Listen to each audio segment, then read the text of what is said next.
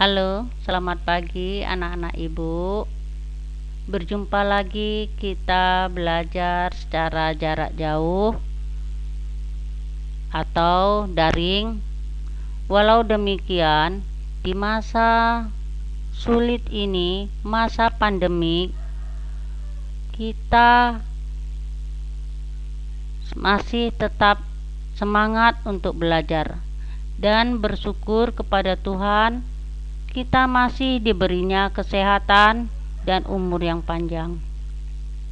Anak-anak ibu, sebelum kita lanjutkan pembelajaran kita masuk di semester 2, yaitu lanjutan semester yang lewat. Kita masuk sekarang di tema 6, subtema 1, suhu dan kalor. Untuk itu, marilah kita sama-sama berdoa menurut agama dan kepercayaan kita masing-masing. Berdoa dimulai.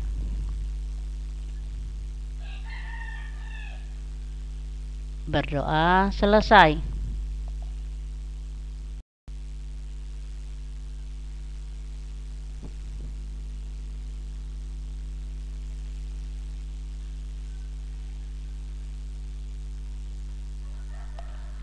Pelajaran IPA.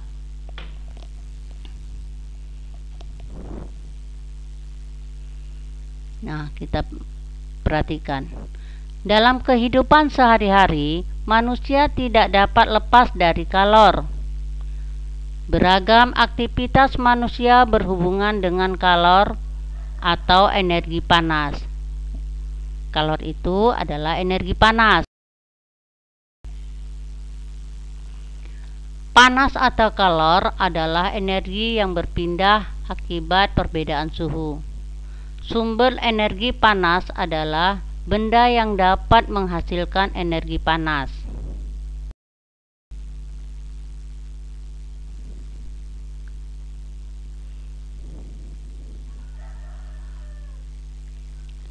Sumber energi panas yaitu matahari, api, listrik, gerak gesekan atau antara dua benda.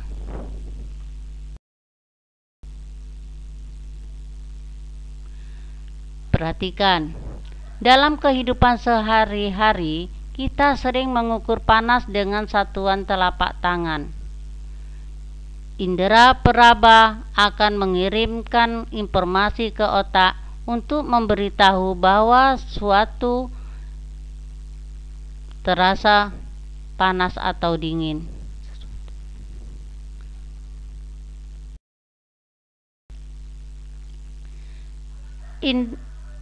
Indera peraba tidak dapat digunakan untuk mengukur derajat panas suatu benda.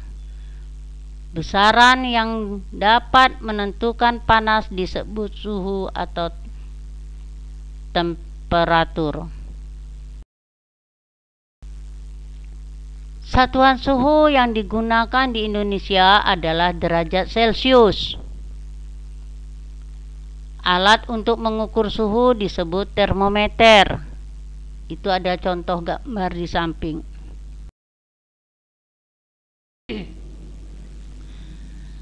Termometer pertama kali dibuat pada tahun 1592 oleh ilmuwan Italia bernama Galileo Galilei menggunakan udara dan air. Kemudian pada tahun 1714 ilmuwan Jerman bernama Daniel Gabriel Fahrenheit membuat termometer yang berisi air raksa. Pada tahun yang sama, 1742, ilmuwan Swedia bernama Andreas Celsius menemukan termometer yang menggunakan skala ukuran 100. Perhatikan anak-anak ibu, jenis-jenis termometer. Termometer air raksa, termometer digital, dan termometer inframerah.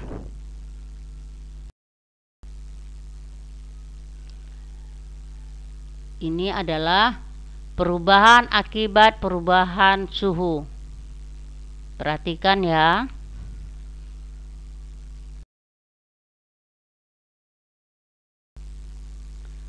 Pemanasan kaca nomor 1 yaitu pemanasan kaca jendela. Pemasangan kaca jendela. Perhatikan. Maaf, Ibu salah ngomong.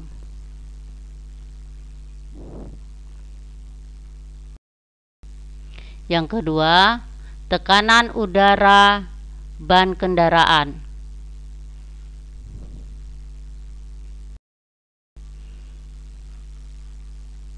Yang ketiga, pemuaian dan penyusutan pada kawat besi dan gelas kaca.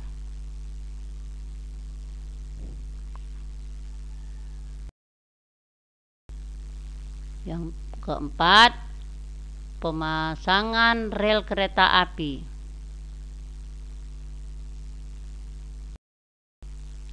Yang kelima, manfaat termometer.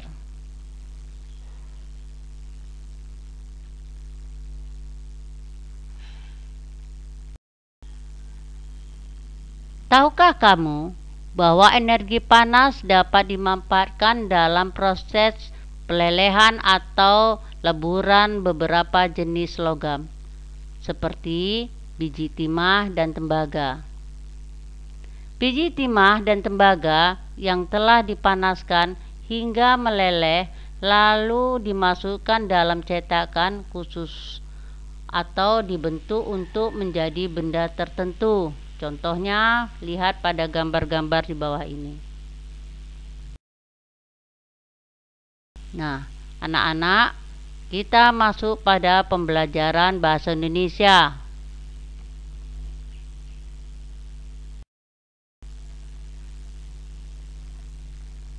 Dalam kehidupan sehari-hari, banyak dijumpai teks penjelasan berupa informasi pada berbagai media. Teks yang berisi penjelasan tentang berbagai peristiwa yang terjadi di sekitar kita disebut dengan teks eksplanasi.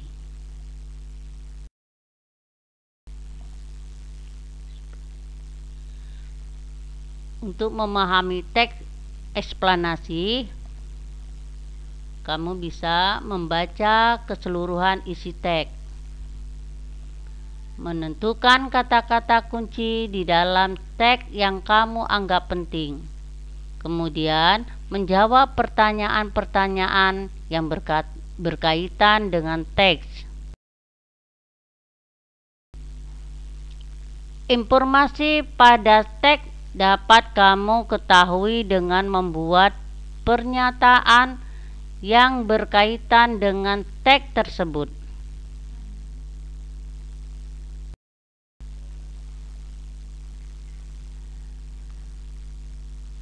Berulang kali kata tanya itu, inilah contoh-contohnya. Apa, siapa, mengapa, kapan, di mana, dan bagaimana. Contoh kalimatnya, apa yaitu untuk menanyakan benda, keadaan, atau peristiwa. Siapa untuk menanyakan seseorang. Mengapa untuk menanyakan alasan. Kapan untuk menanyakan waktu. Di mana untuk menanyakan tempat. Dan bagaimana untuk menanyakan suatu peristiwa.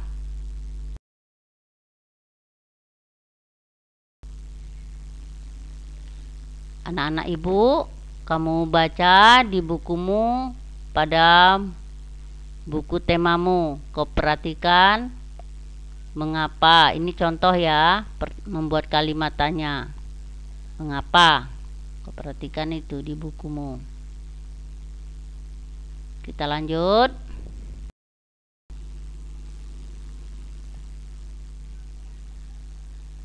Kau perhatikan pada gambar berikut.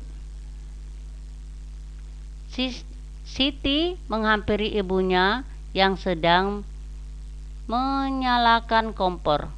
Siti melihat ibu sedang memasak air pada dua panci yang berbeda. Panci pertama yang berukuran besar berisi air setengah penuh. Air di panci pertama akan digunakan ibu untuk merebus sayur. Panci kedua berukuran lebih kecil, berisi air yang hampir penuh. Panci kedua akan digunakan ibu untuk membuat teh.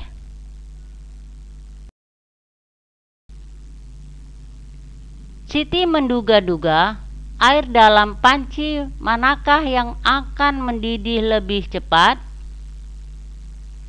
Diam-diam Siti melakukan pengamatan sambil membantu ibunya menyiapkan sarapan.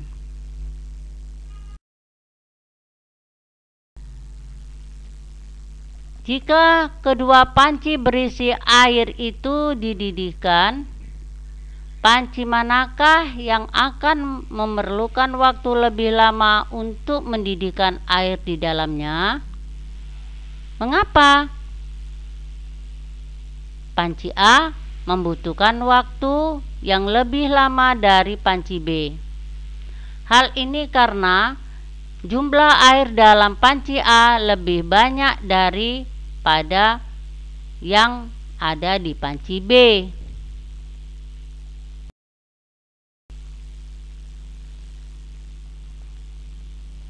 Bagaimana hubungan antara antara energi panas yang dibutuhkan untuk mendidihkan air dalam panci dengan suhu air di dalamnya?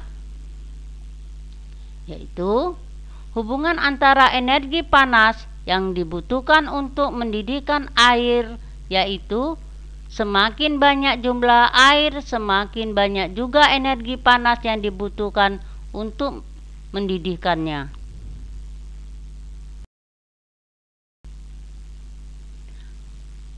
Apakah kesimpulan yang kamu dapatkan dari pengamatan di atas? Nah, kegiatan yang berbeda memerlukan energi panas yang berbeda juga. Nah, sekarang kita masuk ke SBDP.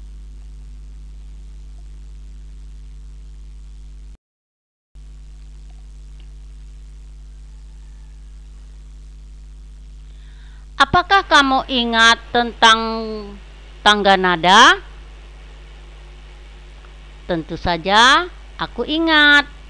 Dua anak saling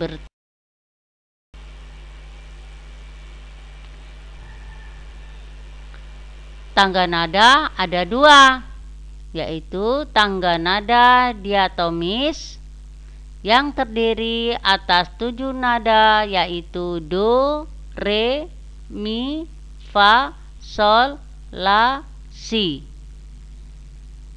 Dibagi menjadi dua, yaitu diatomis mayor dan minor. Kemudian tangga nada pentatonis terdiri dari 5 nada, yaitu pelok. Urutan nadanya adalah do, mi, fa, sol, si. Kemudian sendro. Urutan nadanya adalah do, re, mi, sol, la. Perhatikan tampilan itu. Contoh lagu dengan tangga nada pelok, ya, yaitu lagu Cublak-Cublak Suweng. Ini lagu dari daerah Jawa Tengah. Ya, ibu nyanyikan atau kita nyanyikan sama-sama ya. Dengarkan ibu. Cublak-cublak suweng, suwengi ting gelenter, mambu ke tudung kudel, limpa empong lira lirik sepon guyun dele ake sir pong dele kosong sir pong dele kosong. Ini adalah contoh lagu tangga nada pelok. Nah, yang satu lagi adalah contoh lagu dengan tanda nada sendro, yaitu lagunya Gundul-Gundul Pacul. Ini juga adalah dari daerah Jawa Tengah. Lagu rakyat, sama-sama lagu-lagu rakyat, lagu-lagu anak-anak, yaitu Gundul-Gundul Pacul. Ayo kita nyanyikan sama-sama. Gundul-gundul pacul-cul gemlelengan, gundul-gundul pacul-cul gemlelengan, bakul glimpang sekane jadi sak latar. Gimana ini? Bisa? Kita ulangi. Gundul-gundul pacul-cul gemlelengan,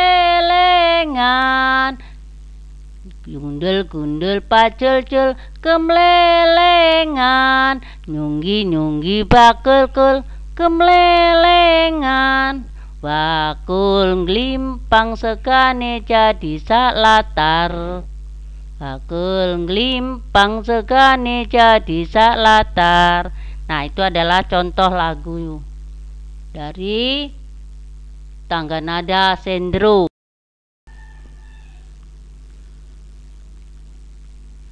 Nah, gamelan ini adalah alat musik yang digunakan untuk mengiringi lagu-lagu pada tangga nada pentatonis. Perhatikan gamelan ini ya. Baca.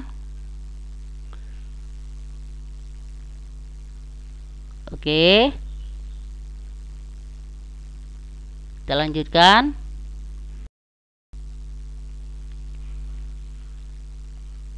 Nah, lagu Cincang Keling. Lagu Cincang Keling adalah lagu daerah Sunda, Jawa Barat. Tangga nada yang digunakan pada lagu Cincang Keling yaitu tangga nada pentatonis sendro. Arti lirik atau syairnya adalah hati yang baik adalah hati yang penuh kenangan, ketetapan dan tidak mudah goyah. Dengan hati yang tenang tentunya membutuhkan rasa kedamaian serta menuntun manusia ke jalan kebaikan. Dengan segala kebaikan dalam hidup kita akan menghantarkan kita ke jalan yang direstuinya. Anak-anak ibu, kita sekarang masuk ke pembelajaran IPS.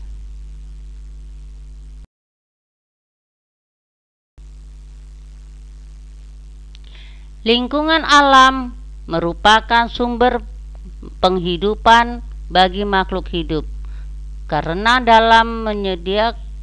alam menyediakan semua kebutuhan makhluk hidup. Benda mati dan makhluk hidup saling mempengaruhi satu dengan yang lain.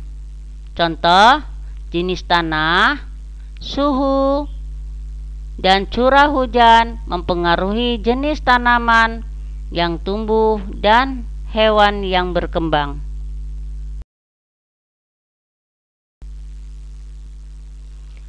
Hubungan antara manusia dan lingkungan alam dikelompokkan menjadi dua, yaitu manusia harus menyesuaikan diri dengan alam. Manusia memanfaatkan alam sekitarnya. Contoh, manusia harus menyediakan alam. Manusia harus menyesuaikan alam. Contohnya, petani harus menyesuaikan untuk tanaman dengan musim hujan. Nelayan memilih waktu berlayar menyesuaikan dengan keadaan cuaca.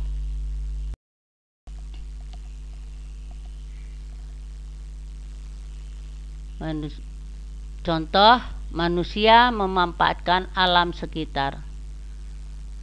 Manusia membuat hujan buatan untuk menanggulangi kemarau panjang.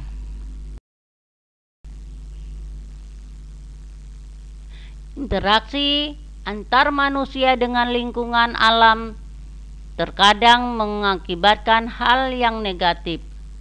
Berikut ini dampak negatif interaksi manusia dengan lingkungan alam antara lain, yaitu lingkungan alam menjadi rusak, menyebabkan bencana alam, keseimbangan ekosistem terganggu.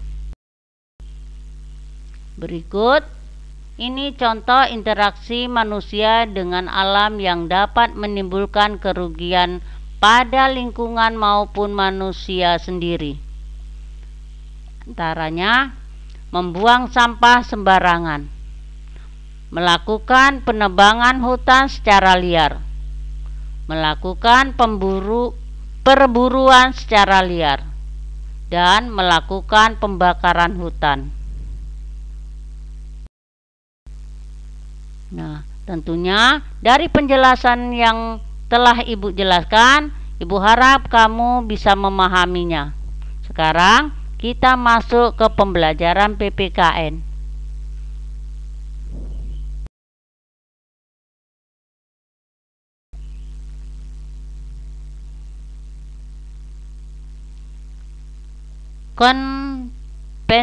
Konvensi Hak Anak disahkan PBB pada tanggal 20 November 1989.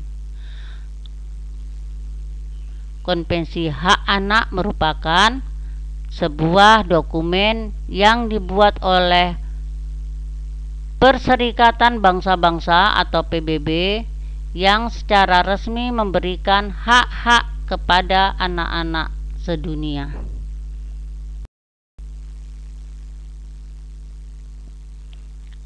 Hak-hak anak. Apa itu hak-hak anaknya? Yaitu hak kelangsungan hidup, kemudian hak perlindungan, kemudian hak tumbuh kembang, dan hak berpartisipasi. Nah, perhatikan berikutnya, yaitu menurut Peraturan Pemerintah Nomor 28 Tahun 1990, hak siswa antara lain. Ya, kamu baca ya.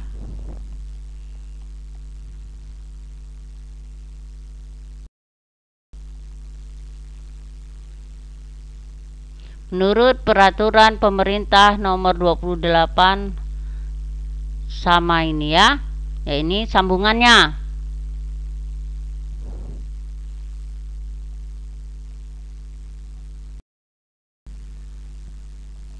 Ada 8 hak. Sekarang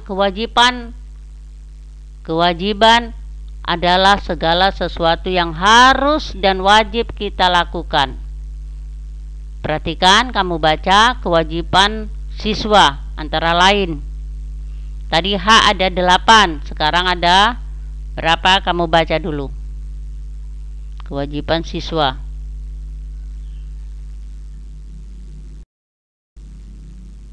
Ya, kewajiban siswa itu ada 5. Kewajiban dan hak harus kita tetapkan dengan penuh tanggung jawab. Menurut Kamus Besar Bahasa Indonesia KBBI, tanggung jawab adalah keadaan untuk menerima akibat dari perbuatan, baik yang dilakukan oleh diri sendiri maupun dilakukan secara kelompok.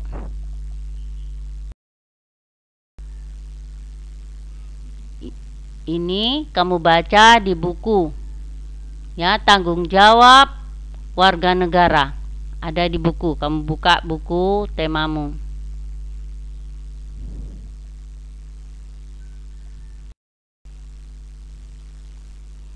Nah, perhatikan, sebagai seorang siswa, kamu pun memiliki tanggung jawab.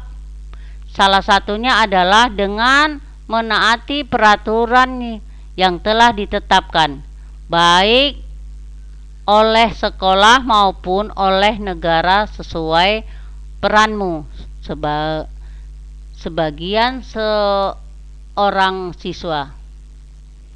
Peraturan sekolah harus sejalan dengan nilai-nilai yang terkandung di dalam sila-sila dalam Pancasila.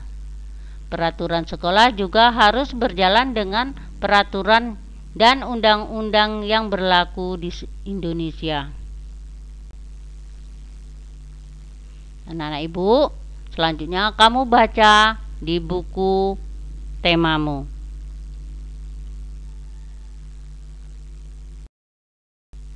Nah, dari penjelasan tersebut, pelajaran-pelajaran hari ini kita telah selesai. Kita lanjut pada hari berikut dan pada pembelajaran berikutnya. Ibu harap kamu tetap semangat. Jumpa lagi kita untuk pelajaran berikut. Terima kasih.